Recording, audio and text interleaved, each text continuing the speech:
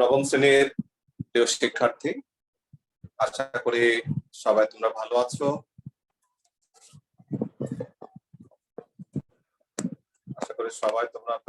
আমরা ক্লাসে ফিরছি।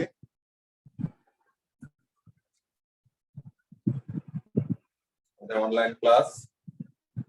আগে আমার সঙ্গে কথা বলো যে সবকিছু ঠিকঠাক ভাবে আমার কথা শোনা এবং বোর্ডটা ক্লিয়ার দেখা যাচ্ছে কিনা, এটা আগে বলো।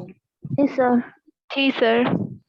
গুড, কথাও শোনা যায়, বোর্ডও ক্লিয়ার দেখা যায়। ওকে, গত তারিখে আমার কি ছিল, মিটিং ছিল। হ্যাঁ, সরকারের সঙ্গে একটা জেলা শিক্ষা অফিসারের সঙ্গে একটা মিটিং থাকার কারণে আমার পরিবর্তে আমার ক্লাসটা তোমাদের ইলিয়াস স্যার নিয়েছেন। আমি সেখানে তোমার স্যারের সঙ্গে, তোমাদের স্যারের সঙ্গে কথা বলে জেনেছি যে উনি কেন্দ্রীয় প্রবণতা পরিমাপকের যে তিনটা আছে বা তিনটা পরিমাপক আছে কেন্দ্রীয় প্রবণতা, সেটা হলো একটা গড়, একটা মধ্য, একটা প্রচুরক। আমি আশা করি স্যার সুন্দরভাবে বুঝিয়েছেন এবং বোঝানোর পরেও স্যার একটা গড় নির্ণয় একটা করিয়েছেন তোমাদেরকে। আমি ঠিক বলছি তো? জি স্যার। ঠিক বলছি। এটা সম্ভবত তোমাদেরকে উদাহরণ 7 স্যার করাইছেন, ঠিক না? উদাহরণ 7 ছিল গাণিতিক গড় এবং হ্যাঁ বলো। আসসালামু আলাইকুম। ওয়ালাইকুম।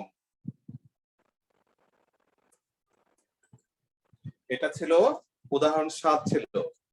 আমরা আজকে দেখব উদাহরণ 8। 7 আর 8 এর মধ্যে একটু পার্থক্য আছে। ওয়েটিং লিস্টে আছে। দুটা দুই নিয়মে করা হয়। 7 আর 8 এই দুটা দুই নিয়মে করা হয়েছে। আমরা সেদিকে যাচ্ছি। দুই নিয়মের মধ্যে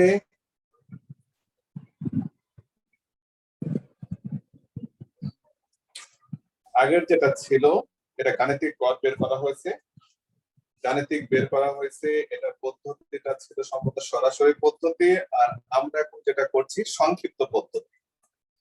আমরা 8 নাম্বার যে সমস্যাটার আমরা সমাধান করতে যাচ্ছি, এটা সংক্ষিপ্ত পদ্ধতিতে গড় নির্ণয় করা হবে। পাঠ্য বইয়ের উদাহরণ 8 তোমরা এই ছকটা তুলে ফেলো, অথবা ছক যদি নাও তুলো তোমরা ধীরে ধীরে দেখো, কারণ এখানে বেশি সময় লেগে যায়। একটা অঙ্ক পরিসংখ্যানের অঙ্কগুলো একটু বড় হয়, আর যেহেতু আমাদের এটা বোঝানোর বিষয়, যার ফলে একটু ভালো করে না বোঝালেও হবে না। তাহলে প্রথমত আমরা দেখতে পাচ্ছি গড় যদি দেওয়া থাকে, অর্থাৎ গণসংখ্যা নিবেশন সারণে যদি দেওয়া থাকে, সেই ক্ষেত্রে দুই উপায়ে গড় নির্ণয় করা যায়। একটা হচ্ছে সরাসরি পদ্ধতি, আর একটা হলো সংক্ষিপ্ত বা সহজ পদ্ধতি।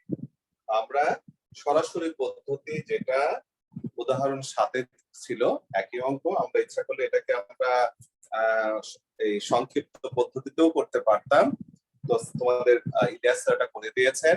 আর আমি দেখছি উদাহরণ 8 এর দেখো, আমরা এটা যে সূত্র আমরা ব্যবহার করব, সূত্র আমি পরে আসবো, আগে ছকটা দেখো। যদি খাতায় তোলা মনে করো তোমরা খাতায় তুলে করতে পারো, যদি খাতায় তোলা না হয়, যেহেতু উদাহরণ দেওয়া আছে আমি এখানেও বোঝাতে পারি। এখানে যে বিষয়টা আছে, শ্রেণী ব্যাপ্তি 2 থেকে 6, 6 থেকে 10, 10 থেকে 14, 14 থেকে 18, 18 থেকে 22, যাক এরকম ভাবে 1 2 3 4 5 6 7 8টা শ্রেণীর সংখ্যা আছে। আমরা যখন এই সহজ পদ্ধতিতে গড় নির্ণয় করব, তখন আমাদের যে ছকটা ব্যবহার করতে হবে, সেই ছকটা হচ্ছে শ্রেণী ব্যাপ্তি, মধ্যমানকে আমরা xi দ্বারা মেনশন করি, গণসংখ্যা এখানে আমরা fi দ্বারা মেনশন করি, ধাপ বিচ্যুতি এটা হচ্ছে ui, আমি ভালো লিখতে পারি নাই, ui equal xi minus a। এই a কোথা থেকে আসলো আমি পরে বলবো, ডিভাইডেড বাই h। h কোথা থেকে আসছে? h টা হচ্ছে শ্রেণী ব্যবধান, h টা হচ্ছে শ্রেণী ব্যবধান, এই হলো শ্রেণী ব্যবধান। এরপরে হচ্ছে গণসংখ্যা ধাপ বিচ্যুতি। গণসংখ্যা ধাপ বিচ্যুতি হলো FIUR। এফটা কি? এফ হচ্ছে গণসংখ্যা আর ইউআই হচ্ছে ধাপ বিচ্যুতি। এই জন্য গণসংখ্যা ধাপ বিচ্যুতি সেটা হলো FIUR। এই জায়গাতে আমাদের হাত দিতে হবে। এখন প্রথমে আমরা যাব মধ্যমানে, আমরা চলে যাব মধ্যমান শ্রেণী। মধ্যমান আমরা বের করব। মধ্যমান আমরা বের করছি কিভাবে? 2 থেকে 6 এর মাঝামাঝি কে আছে, অর্থাৎ 2 3 4 5 6 যোগ করে 2 দিয়ে ভাগ দিলেও যেটা বের হবে সেটাই হবে মধ্যমান, অথবা 2 আর 6 যোগ করে 2 দিয়ে ভাগ দিলেও যেটা আসবে সেটা হবে মধ্যমান। তাহলে মধ্যমান হবে 4। 2 আর 6 যোগ করলে 4, সরি 8, 2 দিয়ে ভাগ করলে 4। ঠিক একই ভাবে মধ্যমান আসবে 8, মধ্যমান আসবে 12, মধ্যমান আসবে। আবারও যারা বোঝো নাই তাদেরকে আবারও বলছি, যেমন 10, 11, 12, 13, 14 পাঁচটা সংখ্যা আছে। পাঁচটা সংখ্যা যোগ করে, পাঁচটা সংখ্যা যোগ করে 5 দিয়ে ভাগ করলে মধ্যমানটা চলে আসবে। আর আমরা যদি এইভাবে বলে 14 আর 12 এই দুটো যোগ করে মাঝখানে 2 দিয়ে ভাগ দাও, 14 12 যোগ করলে হয় কত? 14 আর 18 যোগ করলে হচ্ছে 32। 32 এর অর্ধেক হলো 16।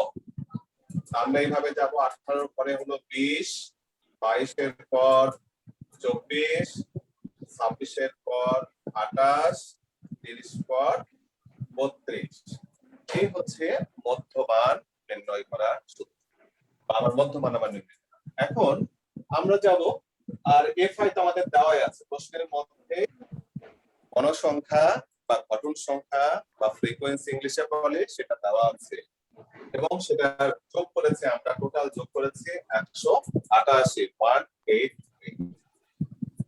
এখন আমাদের যেতে হবে ধাপ বিচ্যুতিতে। আমরা যাব ধাপ বিচ্যুতি। ধাপ বিচ্যুতির মধ্যে কি বলছে? ইউআই। ইউআই সমান xi minus a divided by x। আচ্ছা, আমরা তাহলে ধীরে ধীরে আসি। এটা কি জিনিস? এ হচ্ছে যে আমাদের গড় আছে কোথায়? আমরা দেখতে পাচ্ছি যে গণসংখ্যা 1, 9, 21, 47, 52, 36, 19, 30। তোমাদের এই যে কেন্দ্রীয় প্রবণতার কথা বলা হয়েছে, কেন্দ্র মানে সেন্ট্রাল, যেটা হচ্ছে মাঝামাঝি আমরা বলি। মাঝামাঝিতে কোনো বড় সংখ্যা আছে কেমন, এইরকম একটা সংখ্যাকে আমরা প্রথমে ধরবো। যেমন এই অঙ্কের মধ্যে গণসংখ্যা সবচেয়ে কত বেশি? 52। গণসংখ্যা 52 আমাদের সবচেয়ে এখানে বেশি আছে। এখন এই ঘরকে আমরা বলবো অনুমতি ঘর। আমরা অনুমতি ঘর, এই ঘরের যে মধ্যমান, এই মধ্যমানকে আমরা বলবো অনুমতি ঘর। এই অনুমতি ঘরকে আমরা নাম দেব এ। এই অনুমতি ঘরকে আমরা নাম দিব এ। এটাই হচ্ছে এ। তোমাদের বোঝার সুবিধার জন্য এখানে তুমি যদি এ না লেখো অসুবিধা নাই। এই হলো 20 হচ্ছে অনুমতি ঘর। এরপরে আসি আমরা এইচ সম্পর্কে আসি। এইচটা কি জিনিস? এইচ হচ্ছে শ্রেণী ব্যবধান। শ্রেণী ব্যবধান কত আছে? 2 থেকে 6 বললে কত হয়? 2 হাতে তো আমরা এইভাবে গুনি। শ্রেণী ব্যবধান 2 3 4 5 6, শ্রেণী ব্যবধান হয় 5। কিন্তু আমাদের যে শ্রেণী দেওয়া আছে, এই শ্রেণী দেখো 2 থেকে 6, আবার 6 থেকে আছে 10। এটা কি ধরনের শ্রেণী? বিচ্ছিন্ন না অবিচ্ছিন্ন? স্যার অবিচ্ছিন্ন শ্রেণী। অবিচ্ছিন্ন শ্রেণী, তুলনাহীন। ঠিক বলে তো। অবিচ্ছিন্ন শ্রেণী হওয়ার জন্য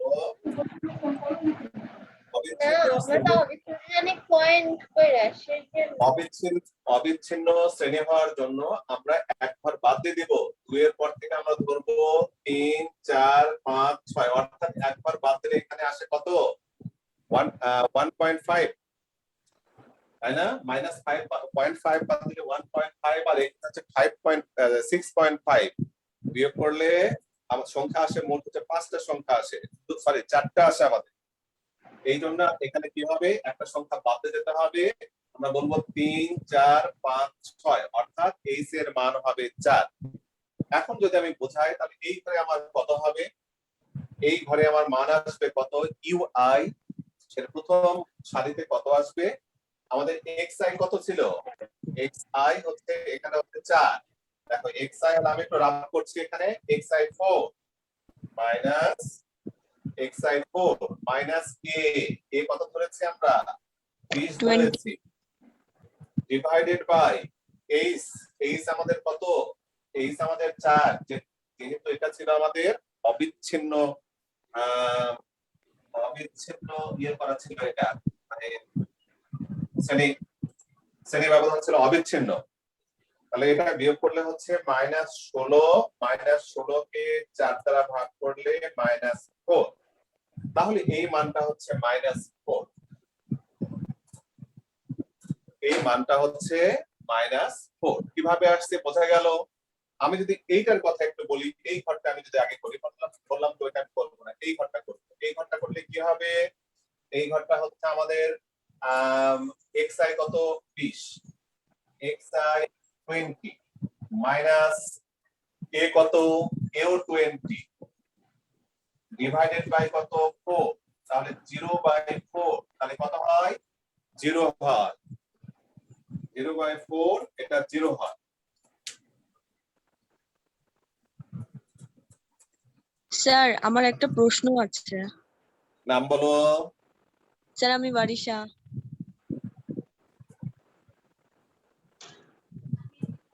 কি নাম বললা? স্যার বারিশা। আমি আচ্ছা ঠিক আছে, বলো তুমি বলো, আমি বলো শুধু, আচ্ছা বলো কি প্রশ্ন। স্যার এখানে যে ধাপ বিচ্যুতি আছে স্যার, এখানে ফার্স্টটা -4 আসছে, 0 আসতে পারে, তো স্যার এখানে কি পয়েন্ট আকারেও আসতে পারে?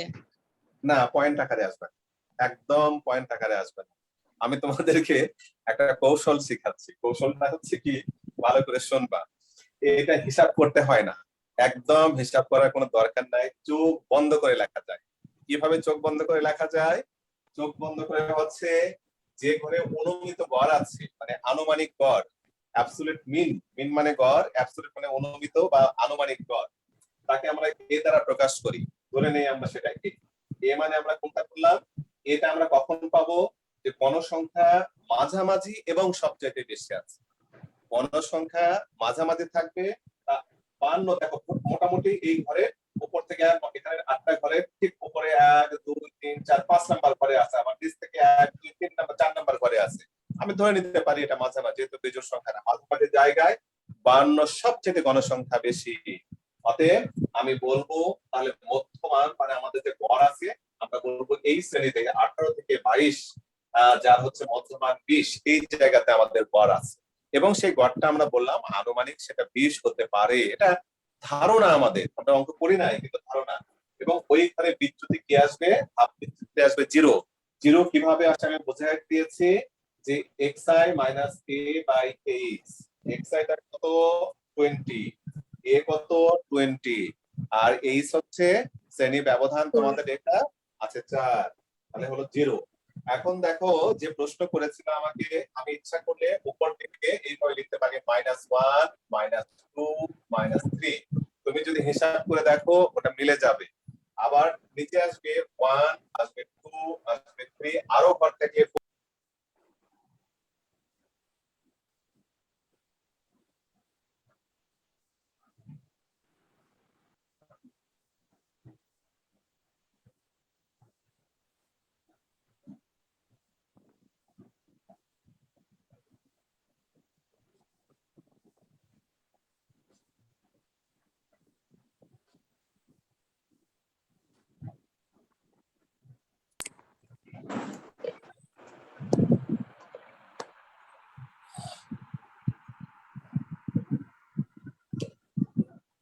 হ্যাঁ, আমি আবার ফিরেছি ক্লাসে, একটু একটা ফোন ছিল।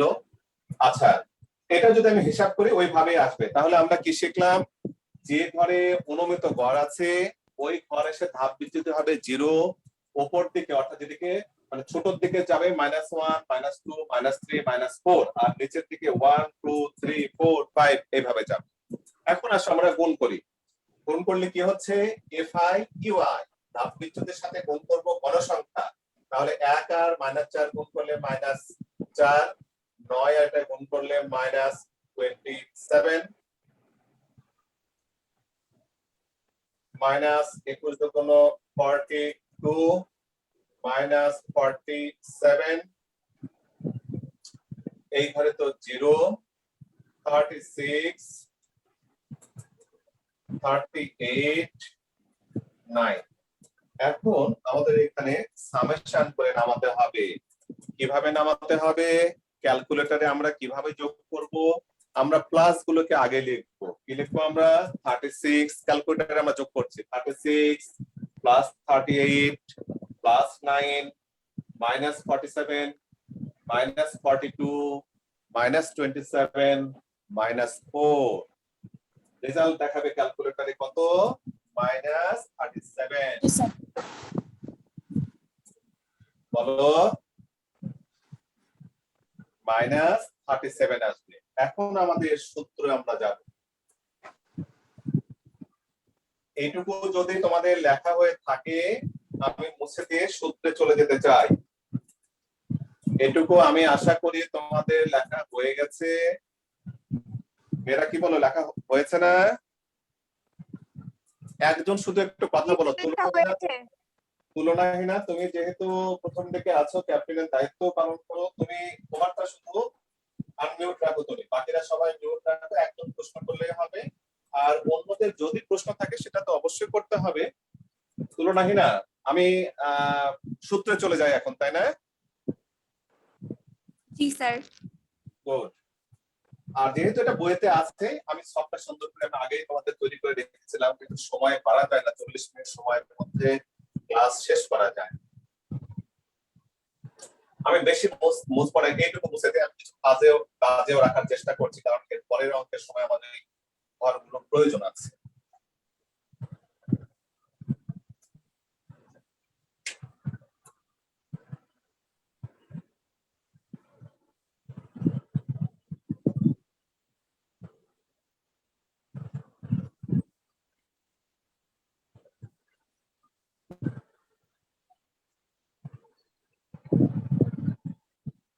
আচ্ছা, এখন আমরা আসি সূত্র।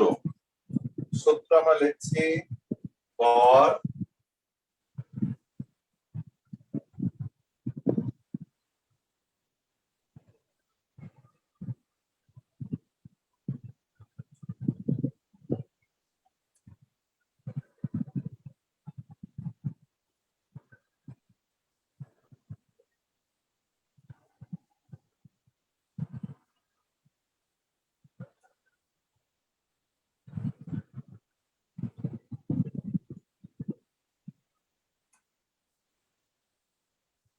আমরা সূত্র লিখলাম।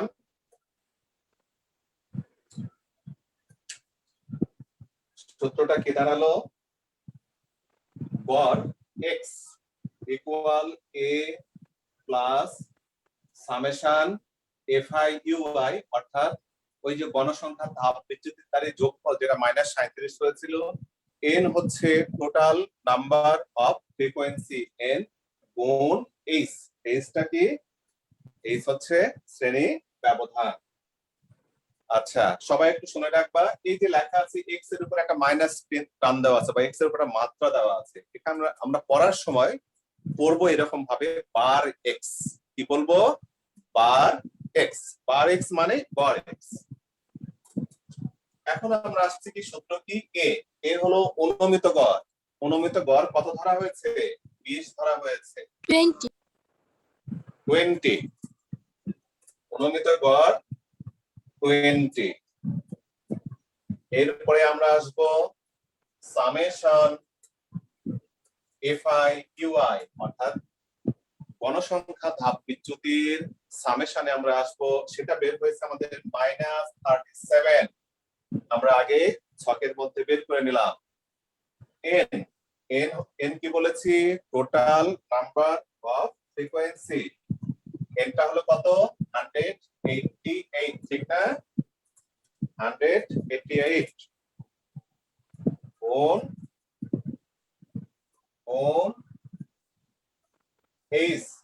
h টা কত আমাদের? 4। এখন যদি এটা আমরা ক্যালকুলেশন করি, 20 মাইনাস 0.78 আসে 7877 এরকম চলে আসে, আমরা 9 ধরলাম, একবারে কোনো সমস্যা নাই। তাহলে 20 মাইনাস 0.79 বিয়োগ করলে দাঁড়ায় আমাদের 19.21।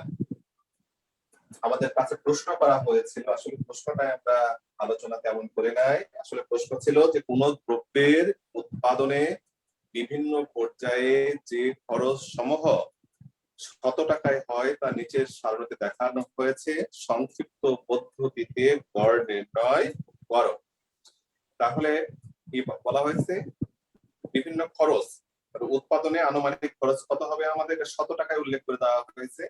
উৎপাদনে আনুমানিক গড় খরচ 1900 টাকা। ওই যে বইতে যেটা আছে, আমার একটা কোশ্চেন ছিল। হ্যাঁ কোশ্চেন, অবশ্যই কোশ্চেন বলো।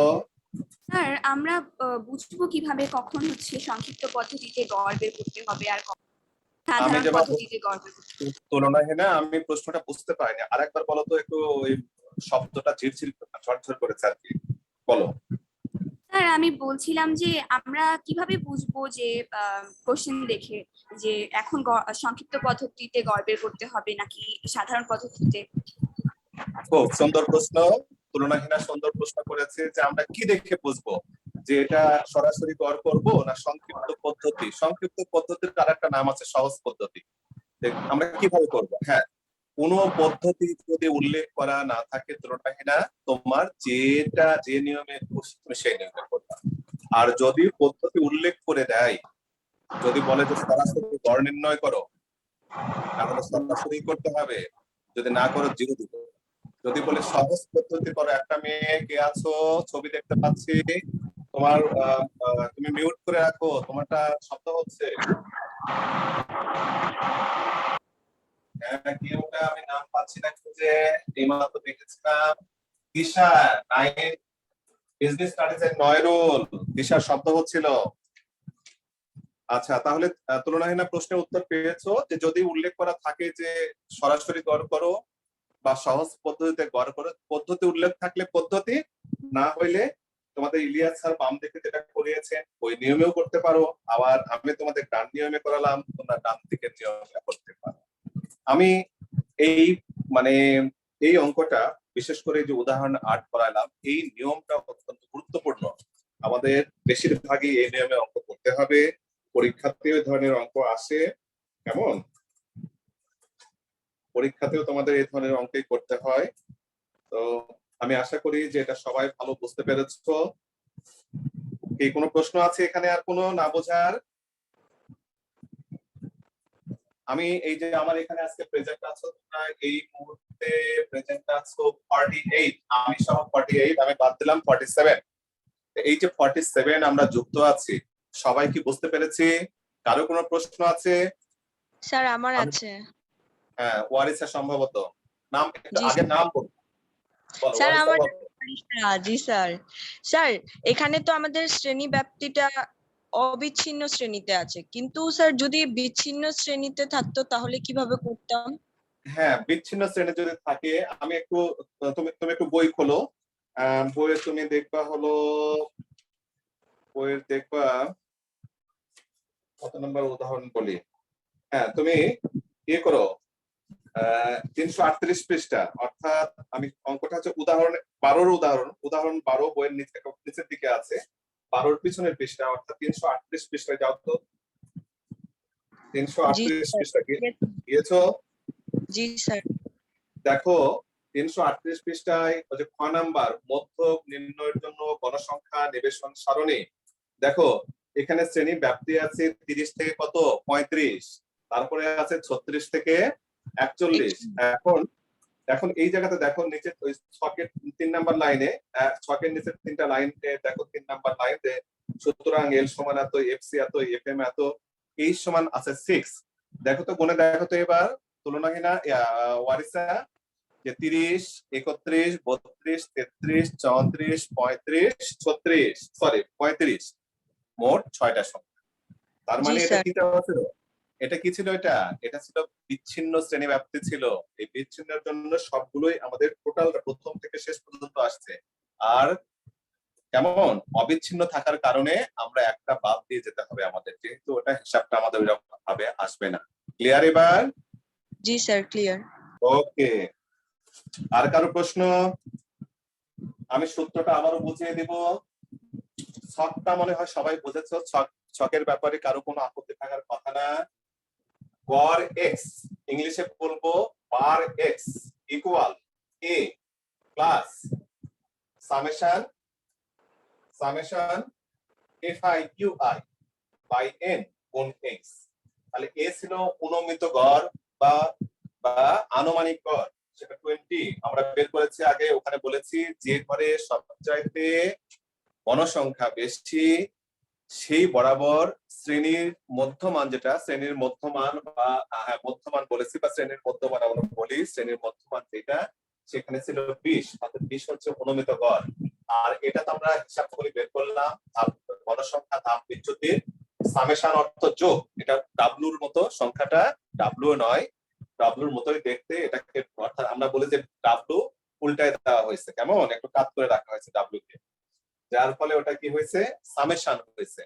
সামেশনের পর এটা গুণন এইচ। তাহলে এন এর মান আমাদের ছিল 188, অর্থাৎ টোটাল ফ্রিকোয়েন্সি গণসংখ্যা যোগ করলে 188 হয়। বাস, আমরা চলে যাচ্ছি পরের অঙ্ক। উদাহরণ 9 আমরা দেখব। 9 নাম্বার বলছে কোন বিশ্ববিদ্যালয়ের কয়েকটি বিভাগে স্নাতক সম্মান শ্রেণীতে পাশের হার ও শিক্ষার্থীর সংখ্যা নিচের শিক্ষার্থীর সংখ্যা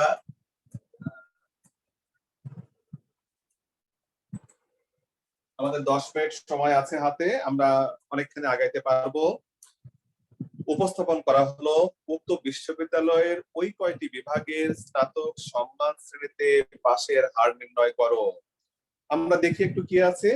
প্রশ্ন হচ্ছে বিভাগের নাম গণিত, পরিসংখ্যান, ইংরেজি, বাংলা, প্রাণীবিদ্যা, রাষ্ট্রবিজ্ঞান, এগুলো ছিল বিভাগ। পাশের হার কি? গণিতে 70%, পরিসংখ্যানে 80, ইংরেজিতে 50, বাংলায় 90, প্রাণীবিদ্যায় 60, রাষ্ট্রবিজ্ঞানে 48% পাস ছিল। কতজন করে শিক্ষার্থী পাস করেছে? এই যে 70% নম্বর পাইছে 80 জন, 80% নম্বর পাইছে 120 জন, এইরকম ভাবে পেয়েছে। প্রশ্ন করা হয়েছে উক্ত বিশ্ববিদ্যালয়ের ওই কয়টি বিভাগে স্নাতক সম্মানের ইংলিশ হচ্ছে অনার্স, হ্যাঁ, স্নাতক সম্মান শ্রেণীতে পাশের হার নির্ণয় করো। এখন আমরা যাচ্ছি, এখানে খুব সহজ কথা, এখানে সমাধানে কিছু ভাষা দেওয়া আছে, এগুলো ভাষা টাষা লেখার কোনো দরকার নাই। আমি সরাসরি ছকে চলে যাব। কিভাবে বের করব? আগেরটার এটা কিন্তু একটু আলাদা, নিয়ম আলাদা। আগের বেলায় দেওয়া ছিল শ্রেণী ব্যাপ্তি দেওয়া ছিল বা শ্রেণী ব্যবধান দেওয়া ছিল, শ্রেণীর সংখ্যা দেওয়া ছিল, এবার কিন্তু তা নাই। এবার আছে 4টা ঘর আমার লাগবে, আমি এটার মধ্যে লেখার চেষ্টা করছি। লেখাগুলো ভালো বসছে না, বর্ষা মাস তারিখ ধরে নিচ্ছে। আচ্ছা, বিভাগের নাম, পাশের হার, শিক্ষার্থী। সময় যেহেতু কম আছে, আমি একটু সংক্ষিপ্ত ভাবে লিখবো শুধু বোঝানোর জন্য।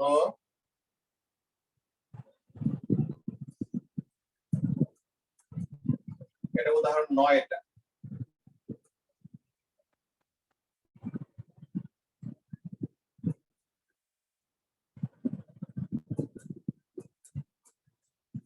আমি xi লিখলাম এখানে, শুধু পাশের হারকে আমি xi দ্বারা প্রকাশ করছি। তোমরা পুরোপুরি লিখবা, উপরে যে ভাষা আছে না লিখলেও হবে।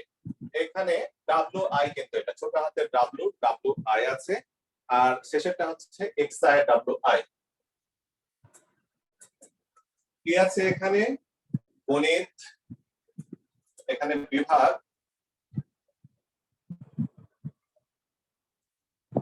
গণিত, সংক্ষেপে লিখলাম পরিসংখ্যান, ইংরেজি, বাংলা, প্রাণীবিদ্যা, রাষ্ট্রবিজ্ঞান, মোট আছে কত আমাদের?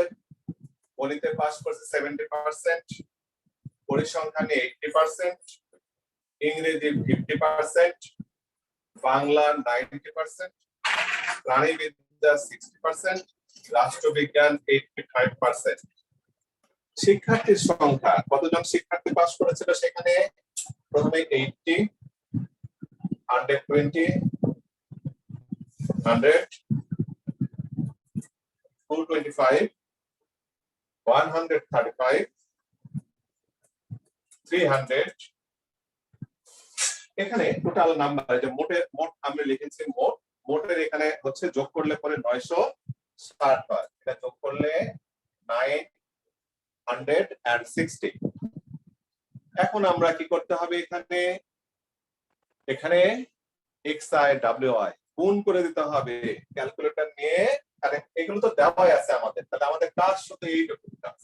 কিভাবে গুণ করলে 5600, 9600, 5000, 20,250, 8,100, 25,500, টোটাল যোগ করলে দাঁড়ায় হচ্ছে 74,050। এই হলো FIX। এখন আমরা যখন গড় নির্ণয় করব, গড় আমাদের যেটা হবে, গড় আমরা দেখছি গড় আমরা বার x ব্যবহার করি, যেহেতু এই অঙ্কটার কথা বলা হয়েছে যে এইগুলোকে বলা হয় যে গুরুত্বযুক্ত উপাত্তের গড়, ইংলিশে বলা হয় ডিটারমিনেশন অফ ওয়েট এভারেজ। এই সেজন্য ওয়েট এভারেজের জন্য এখানে একটা ডাব্লু ব্যবহার করা হয়েছে, এবং সেখান থেকে সরাসরি আর তোমার কিচ্ছু লেখার দরকার নাই, তুমি সরাসরি এখানে লিখবা summation xi wi divided by কত, ডিভাইডেড বাই মানে সামেশন wi,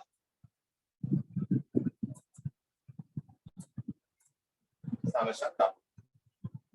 এখন এই মানটা বসানো হয়েছে, দেখা যায় কিনা? হ্যাঁ, এইটুকু দেখা যায়। নিচে মানটা বসানো হয়েছে 74,050 ডিভাইডেড বাই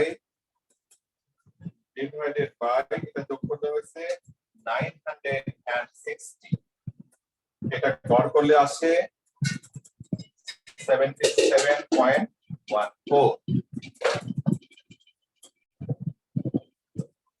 77.14। দেখো এই অঙ্কটা কেন এই নিয়মে হলো, কেন? যে এটার মধ্যে এটাতে কোনো ইয়ে ছিল না দেওয়া, এই অঙ্কের মধ্যে শ্রেণী দেওয়া ছিল না, এবং দেওয়া ছিল না গণসংখ্যা দেওয়া ছিল না, যার ফলে এটাকে আমরা কোন নিয়মে করেছি? একটা নিয়ম যেটাকে বলা হচ্ছে যে গুরুত্বযুক্ত উপাত্তের গড় নির্ণয়, যেখানে এই সিস্টেমগুলো ডিটারমিনেশন অফ ওয়েটেড এভারেজ নির্ণয় করা হয়। এই সূত্র আমরা ব্যবহার করেছি। আমরা আজকে এখানে শেষ করতে চাচ্ছি। একটা হোমওয়ার্ক থাকবে, হোমওয়ার্ক সেম নিয়মের পাঠ্য বইয়ের অঙ্ক থাকবে একটা। বুঝেই তো পাই না, পাঠ্য বইয়ের মধ্যে তো অঙ্কই নাই, দিলাম না। পারলে এই জাতীয় অঙ্ক প্রথম যেটা করেছিলাম সহজ পদ্ধতি, এটা সবাই তোমরা করে দিবে। আমাদের সময় আমাদের শেষ হয়ে যাচ্ছে, কিছুক্ষণের মধ্যে আমরা আউট হয়ে যাবো সময় থেকে। আমি মনে করি আজকের ক্লাস যতটুকু হয়েছে, যারা ছিলে তোমরা সবাই আশা করি ভালো বুঝতে পেরেছো, এবং সবাইকে ধন্যবাদ জানিয়ে আমরা আজকের ক্লাস এখানে শেষ করছি। সবাই ভালো থেকো, সবাই সুস্থ থেকো।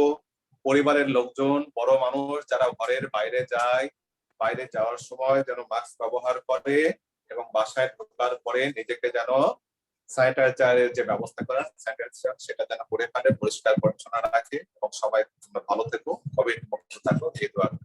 ধন্যবাদ সবাইকে। স্যার আসসালামু আলাইকুম। আসসালামু আলাইকুম, স্যার। আসসালামু আলাইকুম। ওয়ালাইকুম। স্যার আসসালামু আলাইকুম।